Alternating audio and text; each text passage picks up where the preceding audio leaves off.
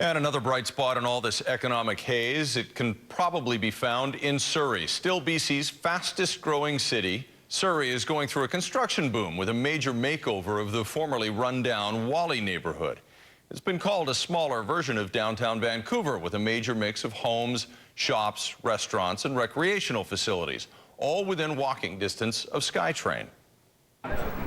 They were local symbols of when the economy hit the skids back in 2008, but today they're all grown up and ready for occupancy. Concord Pacific and Surrey's mayor showing off the Park Place Towers in Whalley. I'm absolutely thrilled that we're able to be here today, and just, I mean, you look out here and the views are amazing. Almost 3 years ago, the original developer went bankrupt after its Lehman Brothers financing disappeared in the world credit crisis. Concord Pacific bought the towers and completed them. We have sold over 630 of the 700 units, so we're down to less than 60 units left to sell. A few kilometers down the road today, a ceremony to mark a $280 million redevelopment of the Guildford Town Centre.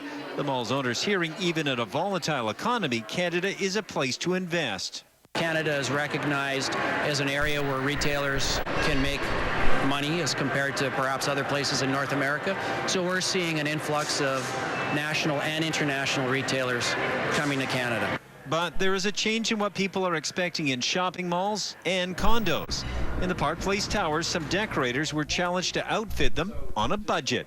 We had in total, I think, $8,300 to spend on furnishings and accessories. So we just had to really be creative. And creativity has to include amenities. A few years ago, we wondered if these buildings would ever be finished. Now they are, including incredible amenities like a bowling alley. Now it's a matter of throwing a strike. Surrey has seen over $1 billion in development since 2010. Hopefully the world economy doesn't throw us another gutter ball. There is also positive news from the former Olympic Village, now known as the Village on False Creek. Once branded a white elephant, its condos are now 60% sold out. Some of the long-promised retail outlets are about to move in. And things have turned around so much that they are starting to market a new building in the area. The well-known breads now share shelf space with wines and beers. Sizzling steaks are appearing on the menu for the first time, along with pizza. Dinner entrees now being tested for Terra Bread's new cafe, opening Saturday at the Village on False Creek, formerly the Olympic Village. We really are a neighborhood bakery cafe. And so we started in Kitts, then Granville Island, Mount Pleasant, and this is a neighborhood that's almost there. A far cry from last fall when City Hall and developers were pointing fingers.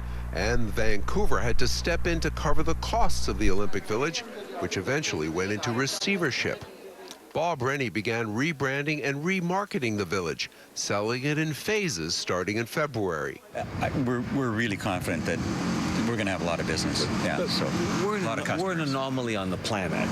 I mean, in a lot of American cities and European cities, you'd be standing here as somebody closed a restaurant and vacated a village.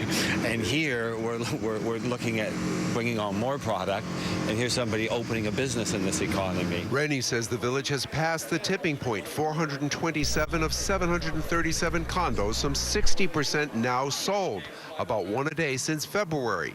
Tuesday, he launches the sale of the section called Sales, as in ship.